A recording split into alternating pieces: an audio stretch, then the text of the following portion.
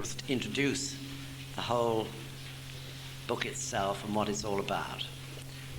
It was published in 1976, so it's quite a long time ago in a way now. And the dialogues themselves took place in 1972 and 1973. So the UK was very fortunate that Sensei came in those 2 years to London in order to conduct those dialogues with Dr. Toynbee. So that makes the material even older in terms of when it was all compiled and written. But the fact is, of course, that although one or two of the examples that are used may be a little dated, nothing else in the book is, because they're eternal principles that are being propounded by both men. Because the more you read this, the more you realize what a truly wise person Toynbee was. So there are 2 other books that followed shortly, a few years later. One was called Human Values in a Changing World, which was dialogue with Dr. Brian Wilson, sociologist of religion, who is at All Souls College, Oxford. And the other was Before It Is Too Late, which was written by the late Dr. Peche. Dr. Peche, those of you who were here when we put on the World Peace Exposition, came and gave one of the associated lectures during those days when the World Peace Exposition was on. And he died the following year, in fact.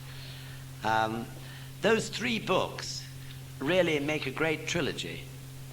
The Toynbee Ikeda dialogue is a general, if you like, sociological study of the state of humanity at the moment in the world and in this country and other countries.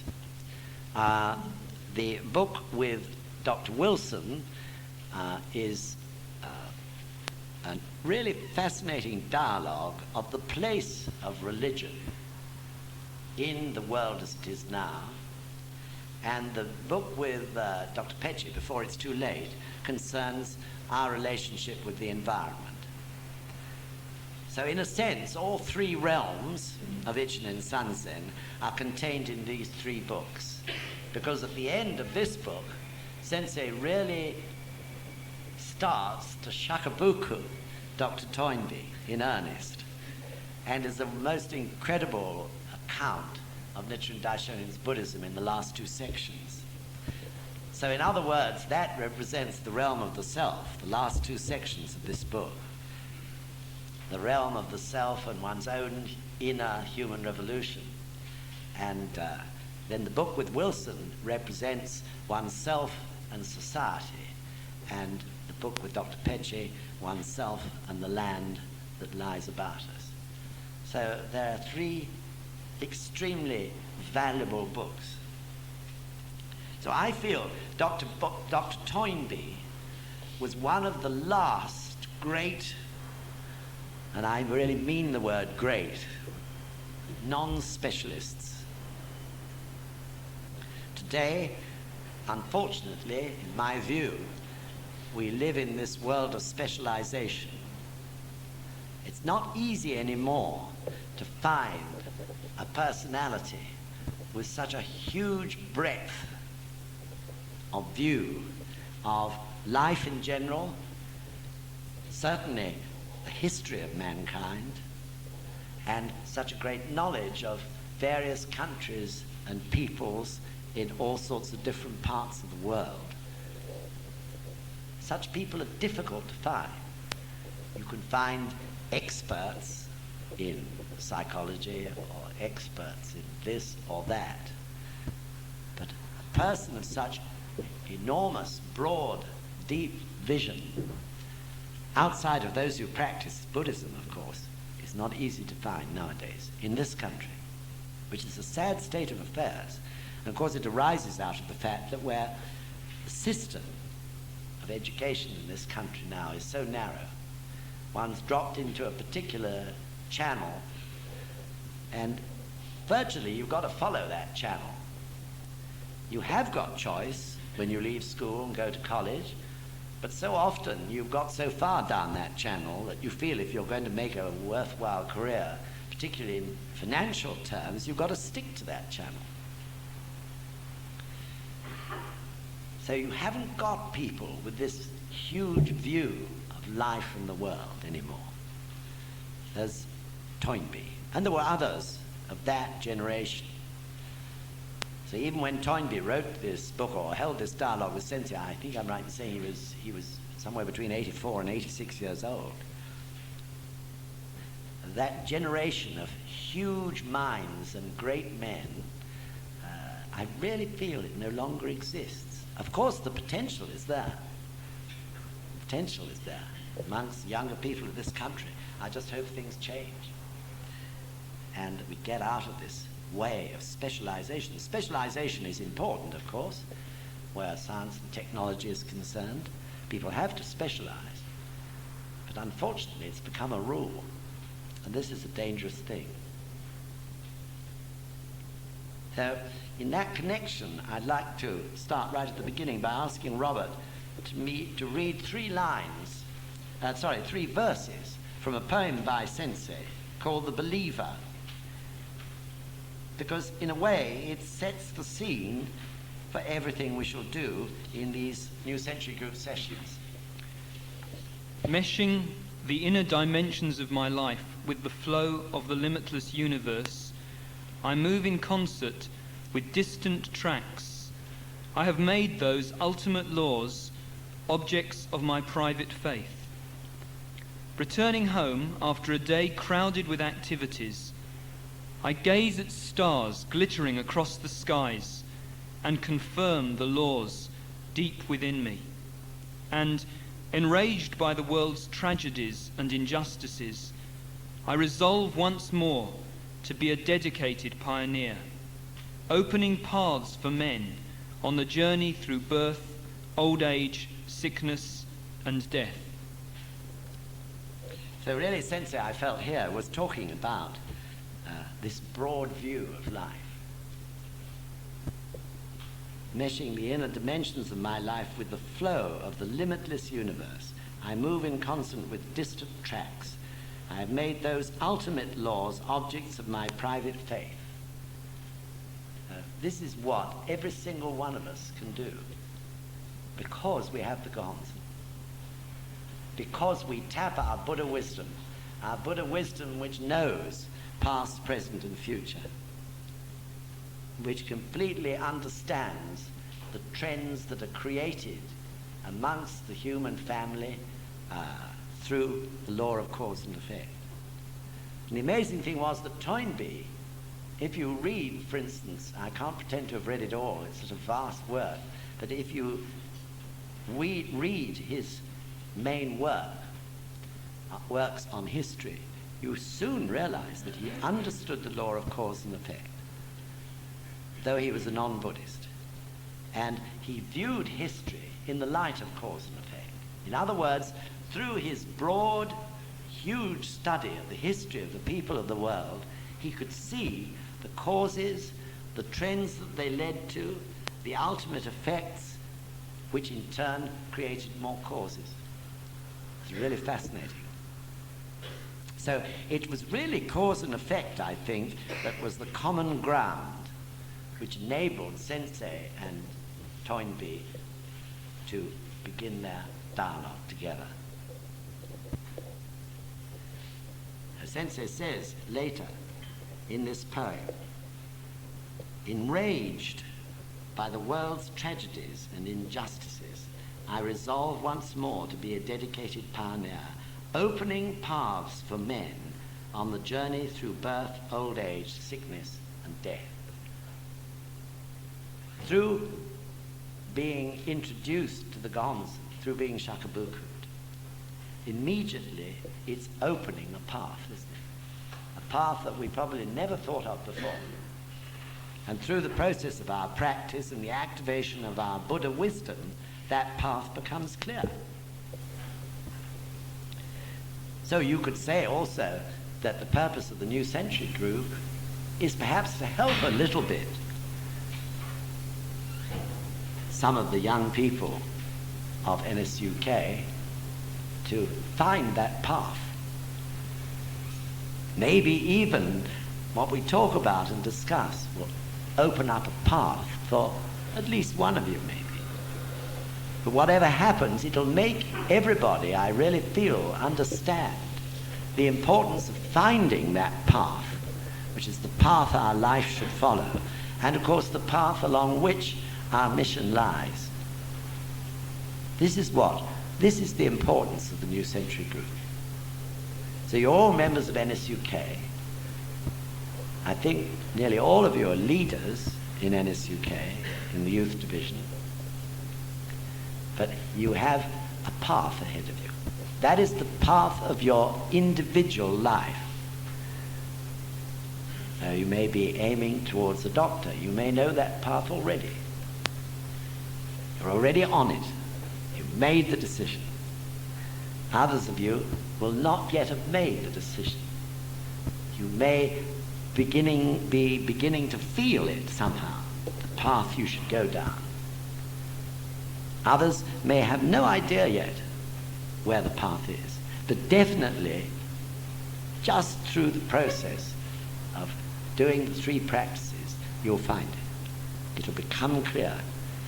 But of course it is important to desire for it to become clear, because it's down that path that you do Causton Rufu. Of course we do it in our discussion meetings, which are like a focal point for us to bring people who are trying shakubuku. Of course we are contributing towards Causton Rufu through all our activities. But the most crucial thing is one doing Causton Rufu in the path of one's individual life, wherever it may be or whatever it may be. This is the important point, isn't it? So we absorb the Buddha's teachings in various ways through our activities, through doing shakubuku also. But then we have to use the Buddha's teaching and the wisdom of the Buddha state, which we can motivate through the practice, along our own individual path. This is the point.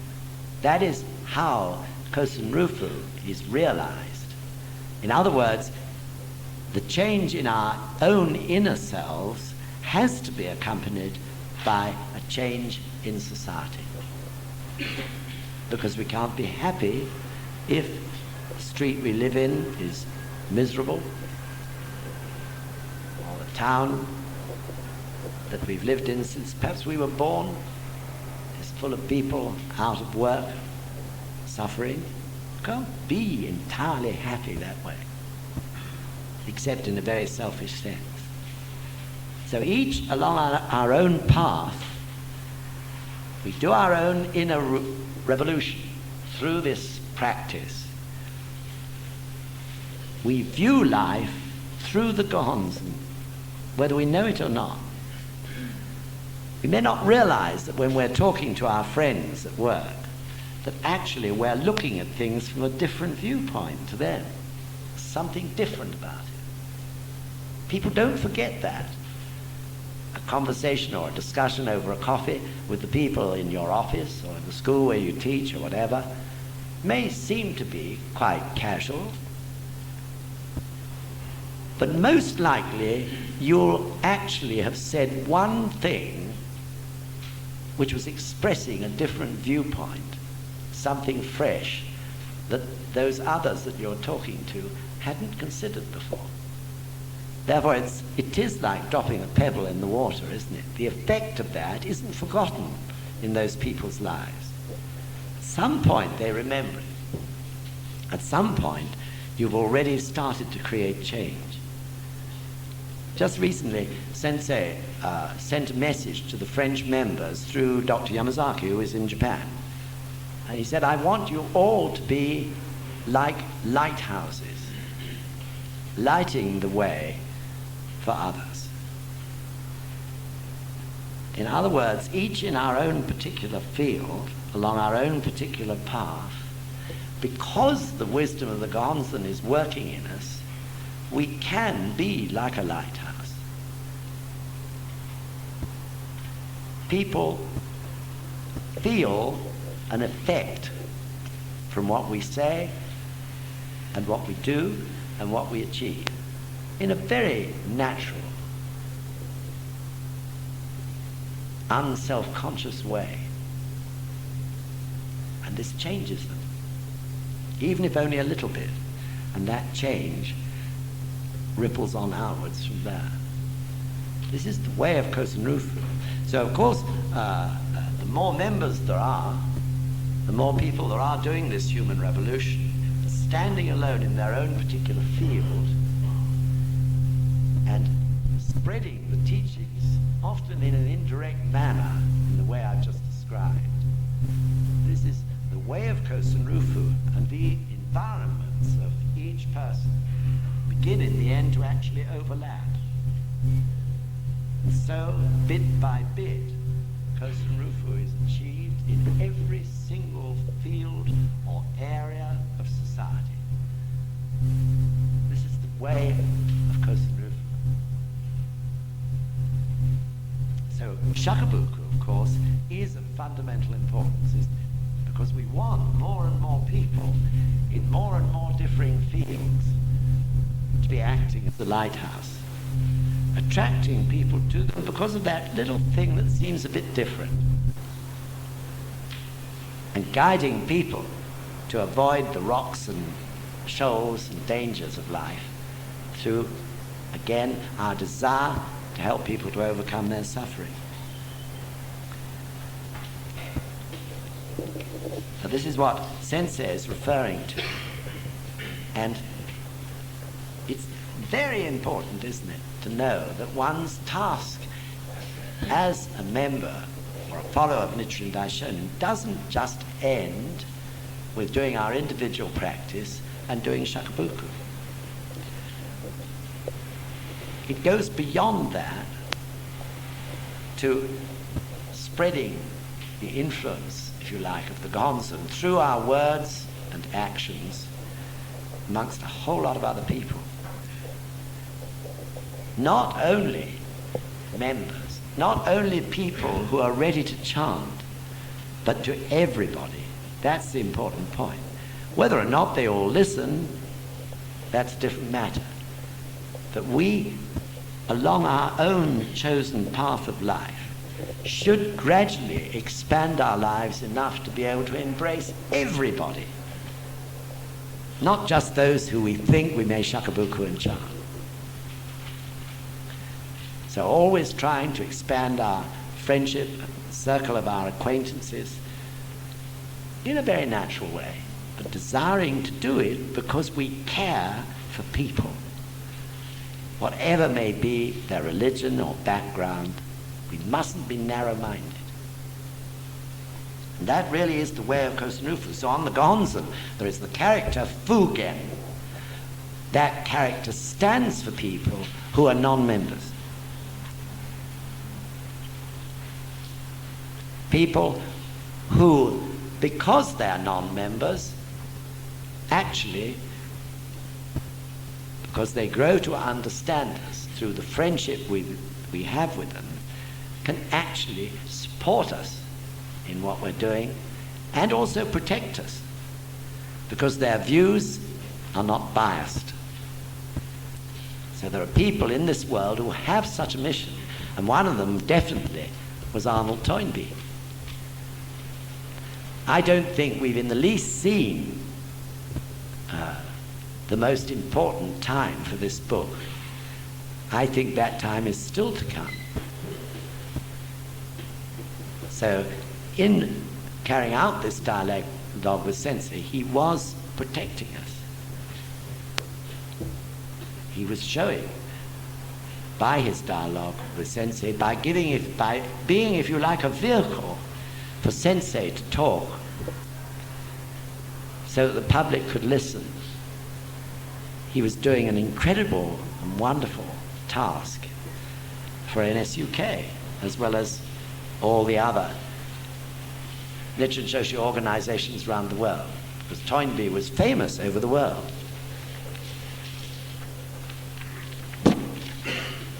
So this is the book chosen as the background to our talks. And I'm sure the more you delve into it, the more you'll see how profound it really is.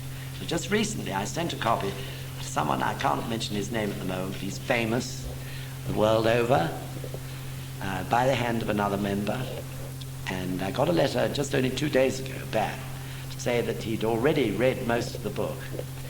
And he was just overwhelmed by it, because he said it matches my own views that I'd been groping towards about life so perfectly. And he felt that it was profoundly important book. I hope this man one day will also have a dialogue with Sensei. That's why I sent him the book. Okay, so let's go on now to have a look at this particular part, Buddhism and politics.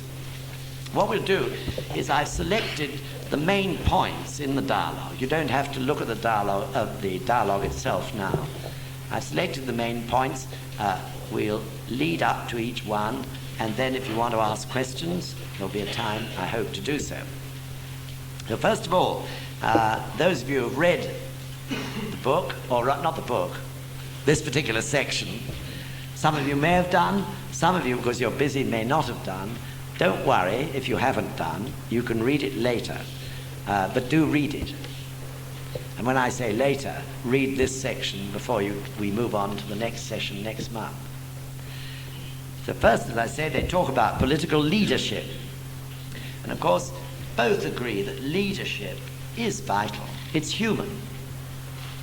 You have to have leaders, a focal point, or if you like, a chairman or a chairwoman who can hold the balance in a discussion and act as the focal point for people's views and help sort them out and try to reach a unanimous conclusion. You have to have someone who's responsible for looking after a particular system or a particular scientific experiment. Whatever it is, there must be some central person who takes that ultimate responsibility. Otherwise, the thing doesn't work. When I first came back from Japan to this country, we had a system in NSUK, or it had been sort of invented, I think, based on the good old British idea of fairness and all the rest of it. There's a system called key members. It was a tiny organization still. And I think out of embarrassment, no one had actually created leaders. So there was this system of key members. That is to say, active members who were willing to take responsibility. But the problem was that no one ever knew whether that person, who perhaps had agreed to take the responsibility last month, was still prepared to take it this month. So everyone thought that something was being done about something, but in fact, often, nothing was being done about it. So it was a bit, it served its purpose at that time. I'm not putting it down at all, but it couldn't last as if NSUK was to be progressive and to grow. So after a little while, of course, everybody began to understand that we really had to appoint leaders, and that was done. So it's a human thing. In the human family, there have to be certain people who are willing to take the initial responsibility on behalf of others. So of course the important point is that central person basing his life on goodness and value, or is he basing it on something which is in fact destructive or anti-value or downright evil? And we've got plenty enough examples of political leaders who were evil. Probably, there are so many, it's hardly worth making the list. We know them all, from Idi Amin to Hitler and so on. So Hitler is perhaps the most spectacular example we've had in human history for some time. because of the incredible scale or scope of his evil. He used as the excuse the saving of the German people, the establishment of the German race as, the most perfect race in the world. Now, obviously that appealed to the certain German people. His aim was to create the German people as a master Aryan race. It's incredible to think of now, actually. That was his aim. And he played on the emotions of people. He was a master at it. He could play on their emotions, not nice emotions, on their arrogance, on their pride, on even such emotions that create sadism and that sort of thing. These were the emotions which he and his propagandists worked on. And he was charismatic. When he stood and spoke, tens of thousands of people dropped everything and listened. He stirred up this sort of mass emotional feeling, so that by the end of a speech, every single one, it was like one voice. Incredible power this man had, though he looked such a funny-looking guy.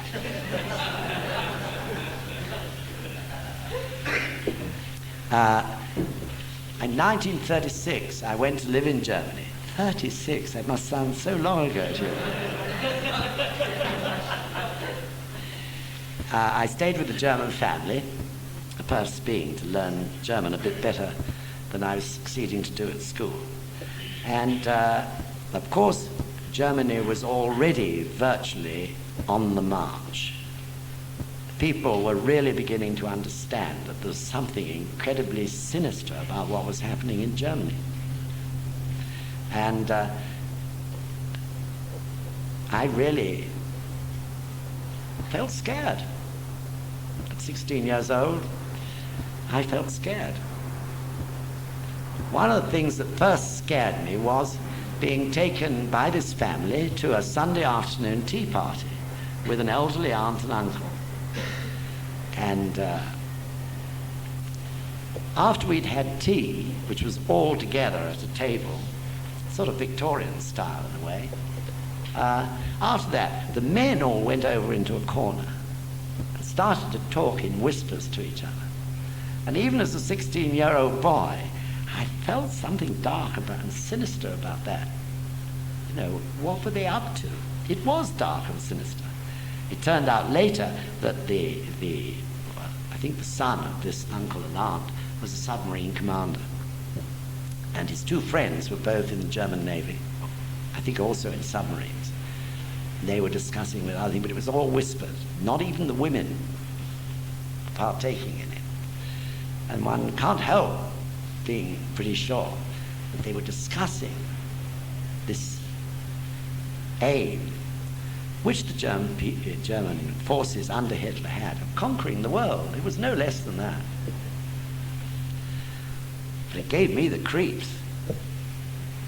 And then during my stay there, I was challenged by 4 or 5 young German men, who were members of the Hitler Youth. I was challenged to a target shooting match, because I was quite a good shot myself.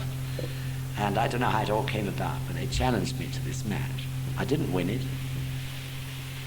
But again, after it was all over, I was really scared because of the incredible arrogance and the superiority of these young men.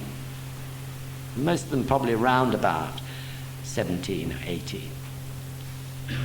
Incredible arrogance. And I felt scared again. Then we go off on hikes. Such beautiful country. And you're going through a village, and suddenly the police would appear, and everyone was pushed back off the road. And truck after truck after truck of the German army filled with soldiers, used to thunder through the villages. Soldiers sitting with their rifles between their hands like this, in full battle dress with steel helmets, grim, powerful. They used to go through the villages at top speed. It wasn't to make me feel scared. I was just one young kid from another country. It was to make the German people feel the power of the regime which was growing in amongst themselves. That was what it was all for. And it was effective. No doubt about that. So the whole thing was so scary. This was fascism. This was an evil person directed by, if you like, the evil force of life, who had power such as no man in Germany had ever had before, and he was using it. And it was very frightening. So that is a good example, the best example I can give from my own personal experience of being near to dictatorship. So I think point one, and perhaps it's the most important point of all we'll talk about this afternoon. Point one is that the people themselves must become aware of their responsibilities and be prepared to shoulder them. This is really the most fundamental point of all.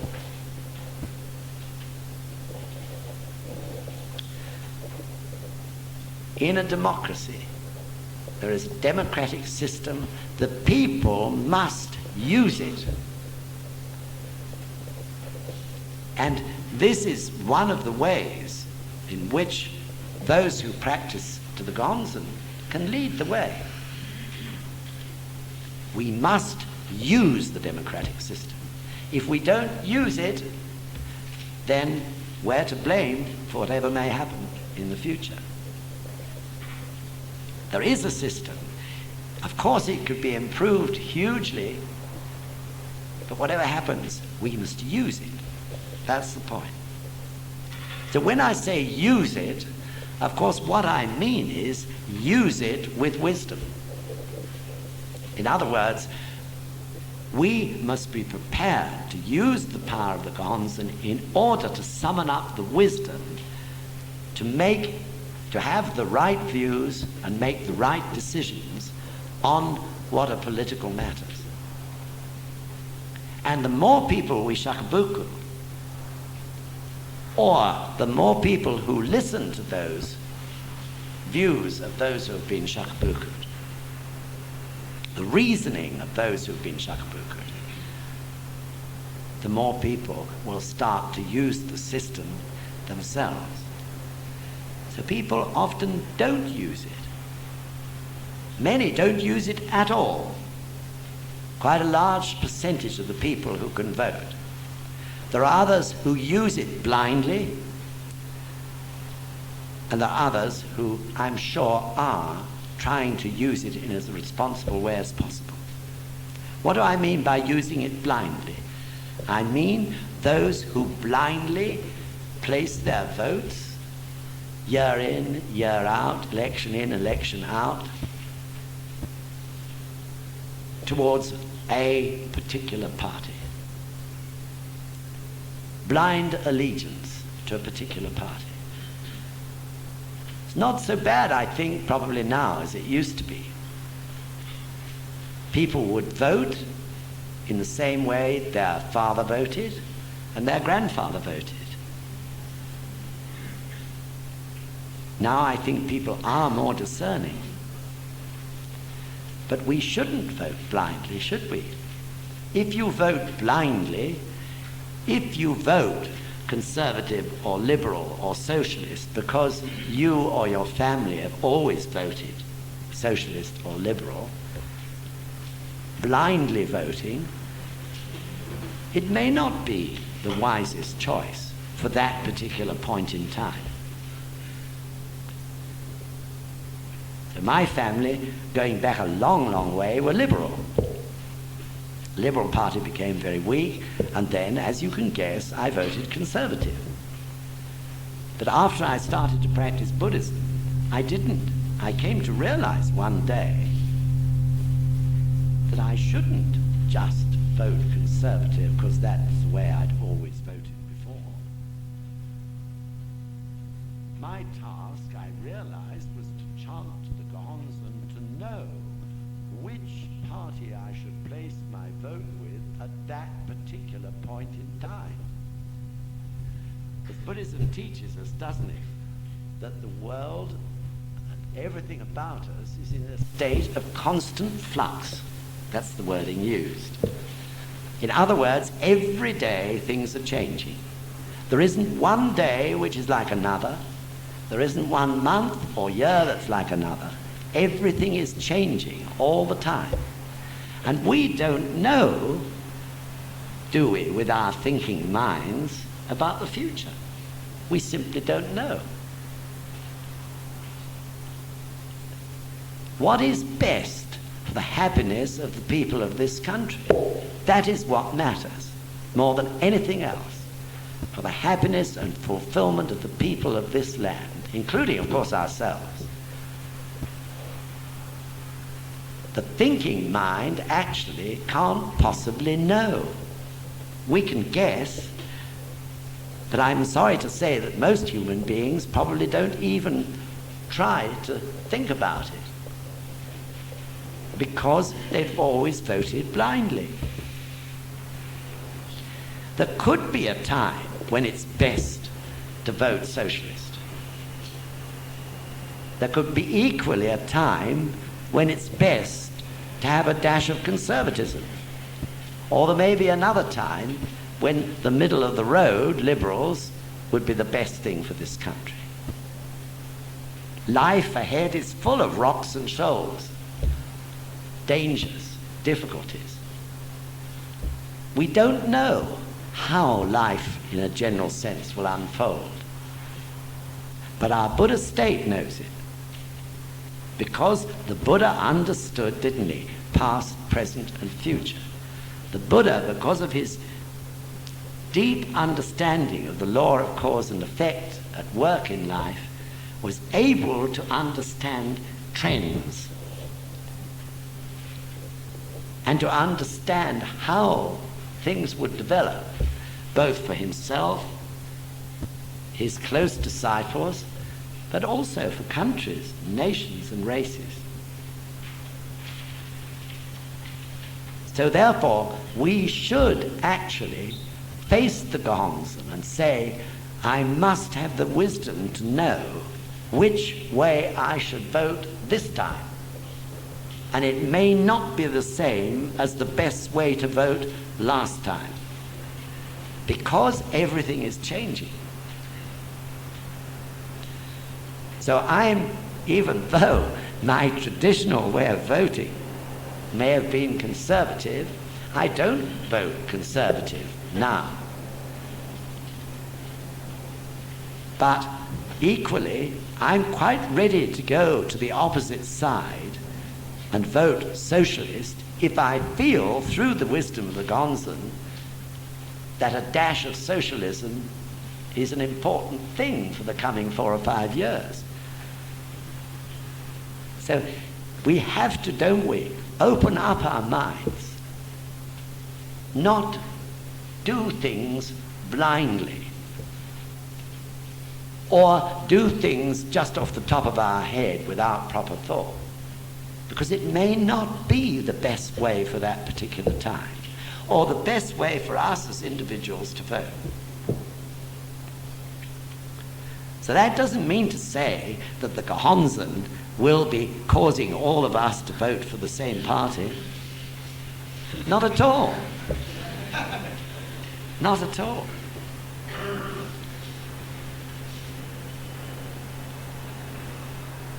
Each one of us is an individual living in individual circumstances with an individual personality and character, living in our own individual place in the UK. So, in terms of wisdom, we have the Buddha wisdom within us, which is activated by our practice. But the two other ingredients of wisdom, which must be blended with the Buddha wisdom, is our knowledge and experience of life.